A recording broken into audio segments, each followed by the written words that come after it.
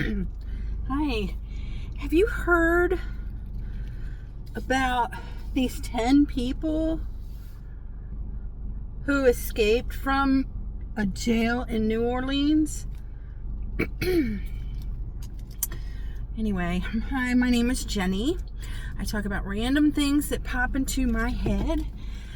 Thanks for stopping by my channel. If you're new here, I really appreciate you taking the time to listen to me. If you've been coming back, well, how y'all doing? You don't have to agree with everything that I say, but I do ask that if you make a comment that you please keep it civil. So in the news, I guess it was technically 2 days ago from the time that I'm recording this, that 10 people in the middle of the night escaped a jail in New Orleans. And as of this morning, my understanding is that they've caught 3 of them. That's the last that I heard. But I was listening to some of the press conferences, and believe you me, I have a lot of questions. A lot. So, a couple different people were saying that... Well, let me just tell you what happened first, okay? So, there was a jail in New Orleans, and sometime between midnight and say 1:30, 10 people escaped, and basically what they did was they pulled a toilet off the wall, went behind the wall, or through it, took them to another quarter. I'm not sure how all that part worked. They went out a loading dock, took blankets, threw it over the fence to cover the razor wire, jumped over the wire, and boom, they were gone. And so then I listened to some press conferences, and the officials seemed to feel that they had gotten some assistance from the outside. They said outside assistance, which I'm assuming by that they mean that somebody in the jail had to help them. There are 3 people that the last that I heard that were on administrative leave, so they have some suspects, people that they think might have been of assistance. And the other thing that just really, this is like the huge red flag to me. They were saying that the locks were defective. They had defective locks. That was the first thing I heard. And I'm like, how can you have a defective lock in a jail? That's my big question. And then another press conference with another official person, I don't know what her title was.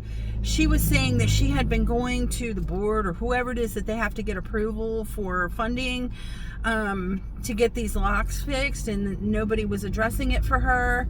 And then it came out that, now this number I find staggering, $5 million is what she quoted as the price to fix or replace or whatever these locks. And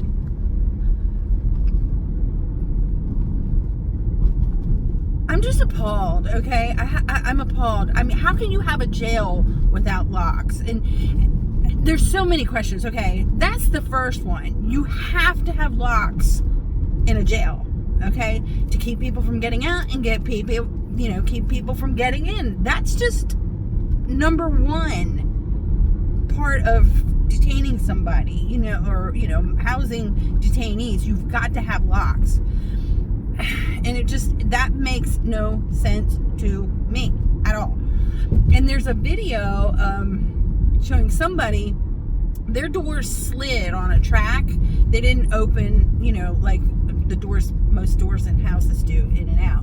They slid on a track.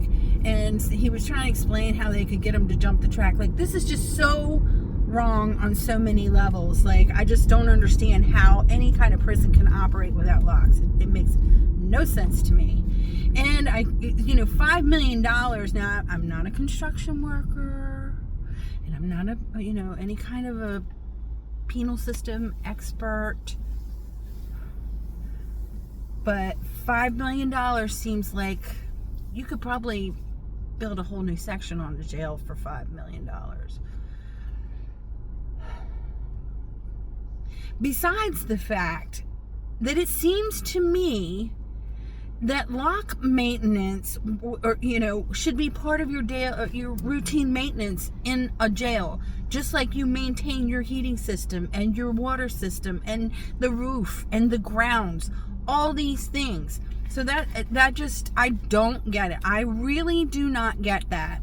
The other thing, okay, so she said she was understaffed by, probably 150 people. That's pretty understaffed.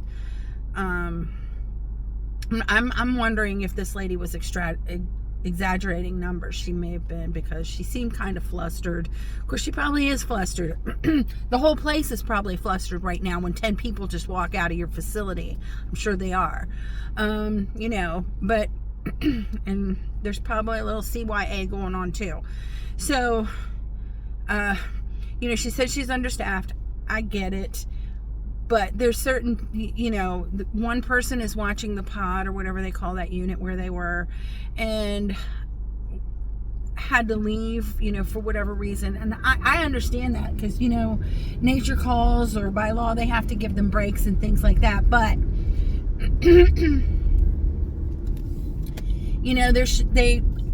there's ways to put systems in place, okay, where you can rotate people or something to have some coverage, because these people, and all 10 of these people were violent criminals, okay? They weren't just passive criminals. You know what? Okay, the post office is still open. That's good.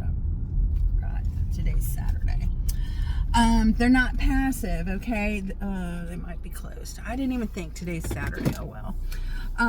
Saturday for me. By the time you see it, it'll probably be Sunday. But anyway, they need their babysitters, which, by the way, to me, without locks on a jail, you've got a daycare center. So yeah, babysitters, okay? Sorry to be so sarcastic about it, but there's locks on daycare centers too, but people can come and go a little bit more freely. And that's kind of what happened here.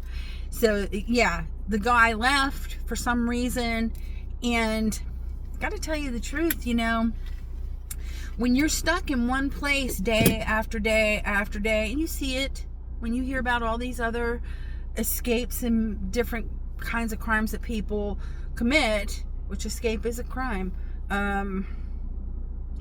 they know the routine. Is this guy's smoke break or whatever, girl? I don't know who was on call, but, yeah. And they're saying that they had to have a power tool to disconnect the toilet that they slid out of the wall to escape through that area behind there. But you know what? If you're not taking care of your locks, you're probably not taking care of the plumbing. The toilet probably hasn't. I'm just speculating, but there's a possibility that the toilet hasn't been working for a while. So maybe they did, maybe they didn't have. And then, there's cameras all over jails, right? There's cameras, that makes sense. They have pictures of these guys, video of them running off of the dock across the parking lot over to where the fence was. So nobody's watching the video camera, and nobody's patrolling the grounds either. Like, this had to be so masterfully planned in order for them to carry it out, right? In the way that they did. And I don't think that was the case either. I think they found an opportunity and took it, but really didn't think it out as clearly as they could have, because they've already caught 3 of them. I don't know. I think something really, really, really, really negligent was going on in that jail, and these guys knew it, and they took advantage of the situation. Hopefully they catch everybody. By the way, all of these criminals, I don't know if I said it already or not, maybe I did, but they're all violent offenders. They're wanted for things like assault and the M word and pretty bad things, so, and they put a little, they called it graffiti. They said, "So too easy, LOL, we innocent." That's what was written on the wall in the cell that they broke out of. So yeah, and I have a feeling that there was probably some faulty things going on with that plumbing to start with. Betcha. Anyway, could be wrong. It's possible. What do you all think about this? Like, this is, it's almost a comedy. It's something like you would see on Saturday Night Live. That's how I see it. Anyway, I'll talk to you guys later. Bye.